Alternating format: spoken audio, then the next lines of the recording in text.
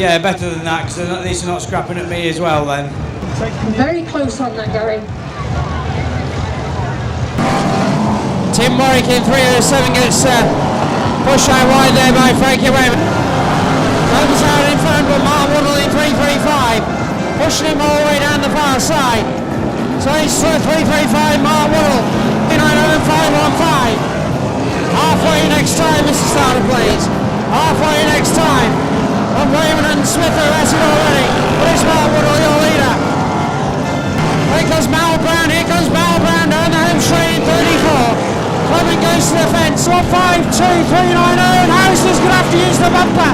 Down the high road bend, Paul Harrison in number 2, but he gets it wrong. Here comes Smith in 3-9-0, and this heat number 1. Here comes the world champion to join the party, but it's 3-3-5, Woodall is away and gone. Smith in 3-9-0. Smith in oh, there goes Smith down the back of Wayman as the Shagger bike comes out on the last bend. Fight to the flag. It's 5-1-5-1. Oh my God!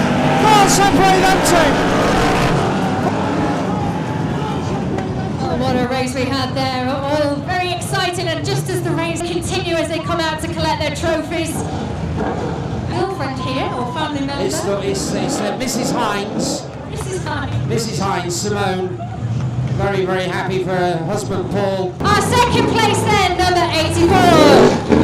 We'll wait for that to go past Tom Harris. Now Tom, a great season for you, top of the national points. You've got a second place here. It's so far so good. I suppose the next one is the World Championship. Yeah, that's the big one. That's the one I want. I could have won if I wanted to, but I've had bad luck in the semis for the last 3 years. I just wanted to qualify. I'd have been happy with a top 6, so yeah, I'm chuffed for second. I think challenging's putting it politely, isn't it? I've had an absolutely rubbish season, but that has, like you say, all of a sudden just made up for it in one race. I was really determined, really focused, really made sure before the start of the race that my car was going to be right. I made sure I was in the right frame of mind. Try and go in with a bit of confidence. I'm pretty poor on that, really. I never really think I'm going to win races, and in that one, I thought I'm either going to win it or I'm going to end up in the fence. Luckily, the first one happened. You started from the third row. Did all the tactics go to plan then? No, tactics went out the window first bend. I got caught up with I think Lee Fairhurst and a couple of others. I think I went down to probably 7th or 8th. But the car was good. I knew it would be good. We'd spent a bit of money on 2 new tyres, and they make all the difference. And we went for it, and we were quick when it was dry. And I knew it would be. We managed to pass Tom Harris, who is very, very quick, and then Dan Johnson, who is absolutely flying around here usually. So fantastic result, and Northampton, here we go for gold. So it's been dubbed as the Gladiators, and they're all against the perhaps iconic names of the sport. You're looking forward to that World Championship round now? Yeah, apparently they've put me in as a veteran, so I've been around a few years now. I'm supposed to know what I'm doing, but no, it's great for the sport to see the likes of Dan and Tom, Matt Newson and drivers like this coming through, because they're the future of the sport, and myself. And it's nice to beat them, because they've beat me pretty much every time this year, so it's nice to get one over them for a change. Dan Johnson, Tom Harris and Paul Hines. Well, we'd like to announce that the top 5 drivers have all passed scrutineering, so all the top 5 cars have passed scrutineering, so everything is okay for the grid. Tom Harris going for the big one on the far side into the high road bend. Matt Newson in attendance as well. Further back on Nietzsche on the grass, Ferris hits the fence very hard. And Newson goes to the big one on the back of Tom Harris. Ferris in the fence on the high road bend. Down the far side they go, in the turns 3 and 4, Ian Venables in trouble in number 60. Also another car in the fence, that's Colin Goswell in 372. Top 4 breaking away, Scrumman's nearly over. And number 11 with Danny Wayman in 212.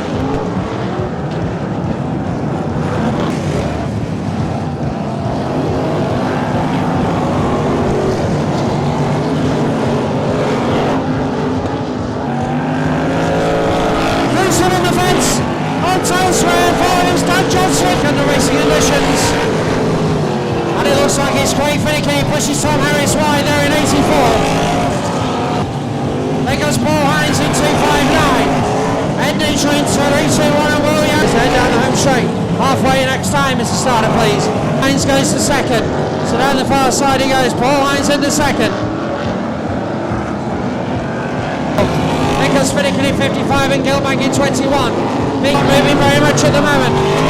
He manages to reverse it out of the way. Mark Gilbank clambering all over the inside of Craig Finnegan. In for a crack at Jaguar Classic to this 12 Manson sponsored BriSCA Formula 1 World Championship semi-final. And here we go, it's down the far side, 4.259 and 84. Hines goes to the lead, pushes Johnson out wide in number 4. Andy Smith.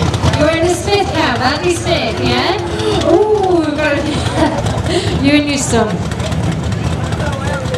Come and have a chat with us.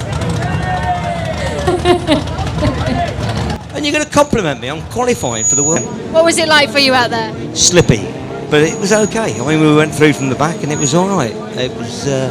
Everyone seemed to crash in front of me, which is helpful, isn't it? You're looking forward to next month then? Oh yeah, we'll be there. It's Northampton. It's a talented field, isn't it, including yourself?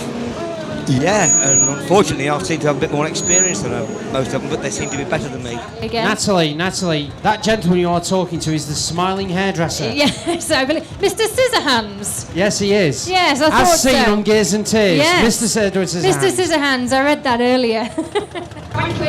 Frankie Wayman. Well, we've got two little boys down here. Have you got a favourite driver? What's your name?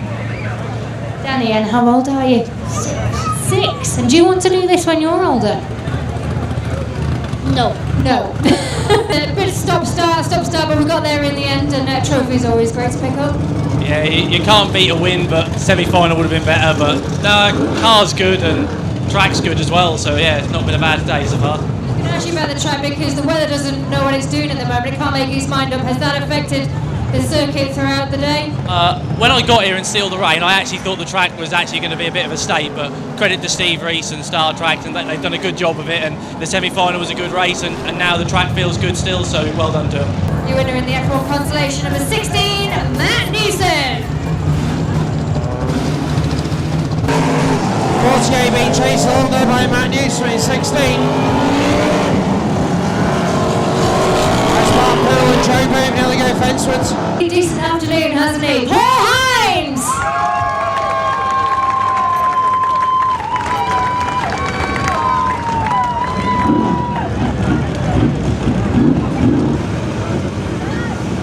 We've got fans out here, as we always do. Now, I know last time I was here, you were still struggling with that rib injury. Everything okay now? Yeah, 100%, yeah. Just not quite on the pace tonight, but I thought after the last Shale race at Coventry where the car was fantastic, I thought it'd be better in that race, but Paul Hines' tail were up, weren't it? He won the biggest race of the night, so obviously confidence is high and he just raced away to another win, but well done to him. But third's okay, it's a trophy for the girls. And were you eyeing up the competition in that semi earlier on today? Yeah, you know, I was watching it with a keen interest because I start back on row 5, so I now know who's in front of me and what order they're all in, so we'll see. With Paul Harrison, because we've not had a chance to congratulate you yet on the British Championship. Round of applause, everybody. We've not spoken to you since then. How have you found this afternoon's competition?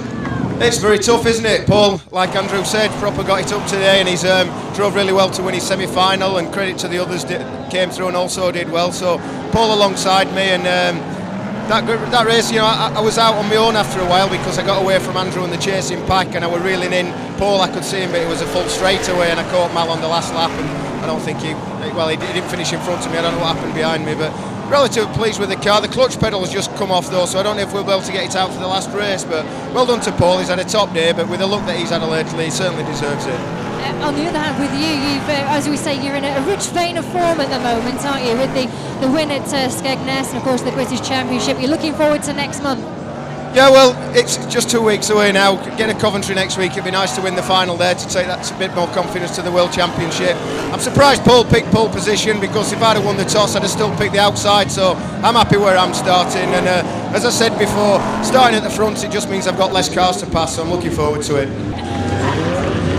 He didn't think he'd see me once today. Did that boost your confidence then, that earlier win for that race there? Yeah, I think it did. That's probably my biggest fault as a driver. If I'm not confident, I do struggle. I don't, like I say, I don't think I'm going to win races. But in that final, I thought I am going to win it, and went really well again. And last few months, I've been climbing over everybody and been taken out. But tonight, everyone seemed to just separate, and I got through. And wow, fantastic! Now, I know we said earlier it's been a difficult season for you. We're at the end of August, but is this the turning point in 2011 for you? Yeah, maybe I'll tell you in 2 weeks' time, see what happens at the World Final. If I could just take a quick moment just to thank Mike at SPX, really helped us out this year, and I'd like to say thank you to that. And also to Neil Stuxby Motors as well, because to be fair, I've only bought myself sort of 4 tyres this year. Thanks to Neil, he's bought me quite a few tyres and certainly helped me out tonight. So thank all the sponsors and the team as well, because this is for them today really. Without them I wouldn't be here. Thank you very much, Paul. It's great to hear as well. Thanks for the sponsors, because as I say, a lot of work goes on in the pit. We'll grab a word with Frankie very, very quickly. Just in the dying seconds of the race there, just talk us through that race. Yeah, we've just been dialing the car and all now. I'd say we swapped the engines over. This is the tarmac engine, which isn't just as powerful, so we had to alter the car quite a bit. But yeah, it's been coming real good, and in that race just at the end, absolutely superb. Ready for the shootout next week at Coventry, yeah. Well, all the Grand National points add up, don't they? Oh, definitely they all do. You know, I've loved tonight. It's been good racing. You know, I had a mess up in the final down there, broke the front stub and everything. I was about 4th or something, but I ended up 10th. But no, it's been a really good night. Both kids have done me proud again, and it's been good. I was going to say, Phoebe and Frankie Jr. collecting trophies as well, so all smiles in the Wayneman camp today. Yeah, definitely. It's the first. I always wanted to have a 1 and 2 between them before Phoebe retires at the end of the year, and they hadn't done it up till now, but they did it then. It was superb. And just very quickly, I know you opted for the Skegness meeting for the semi-final. You came second. I bet you're glad you did that now, aren't you? I am definitely. You know, I'd have never bounced out like I did at Skegness. I know it hurt, but I kept going and settled in for 2nd place. You know, and it's going to be a good World Final. You're looking forward to it? Definitely, yeah. Especially after the last race at Birmingham last week, I'm looking forward to it immensely. So he goes round for his lap of honour. Wayne goes on the starboard bit. Paul Hines is down the far side. Wayne's going to have a go on the back end of Johnson. And Johnson has put in a parked car. Number 70, Brian Shepard. Congratulations, you inherited the lead with maybe 3 laps to go, and I thought you were going to lose it again on that 4th bend, but you managed to avoid the carnage. Well, I thought I was going to lose it myself, but I just kept going, kept my foot down and drove through it. Enjoyed this afternoon? Very much, I love it. You're a regular here at Belle Vue, aren't you? Well, I am now.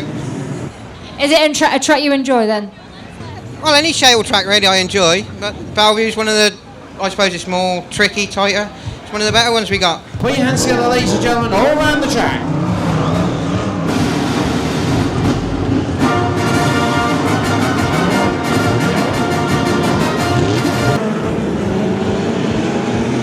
Martin Pearson, 924 is again. 924 is a fair distance back. He's just gone 2nd, so Brian Chabrol 70 with a 924 3rd, and Barry Golding finding his way through the play still 225 for number 70. Next then is 401, and the leader's in trouble, and the leader's gone. The leader's gone into a pile on the far side. And he collides there with 209 Carlos Perez, so 70 Chabrol. I've been asked, and I'm curious as well, what the significance of the flags mean, the orange and the yellow flags. Right, I'm led to believe that one of the teams is the Young Guns team against some of the, let's just put it this way, some of the more experienced drivers in this don't sport. say older. And here we go. Yes, we are. We're off and racing. That looks like Frankie's and both the Smith brothers have she's with Andrew in the fence, and so it's Newsom and Paul Hines chasing after one another as Tom Harrison's looks like a big fencing going in there for Mike Stroud on Frank.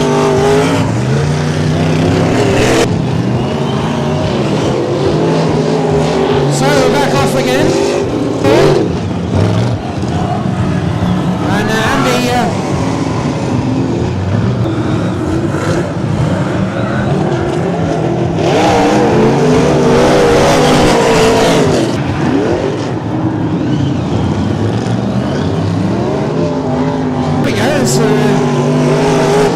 Dan Johnson against quite hard there, courtesy of Andy Smith.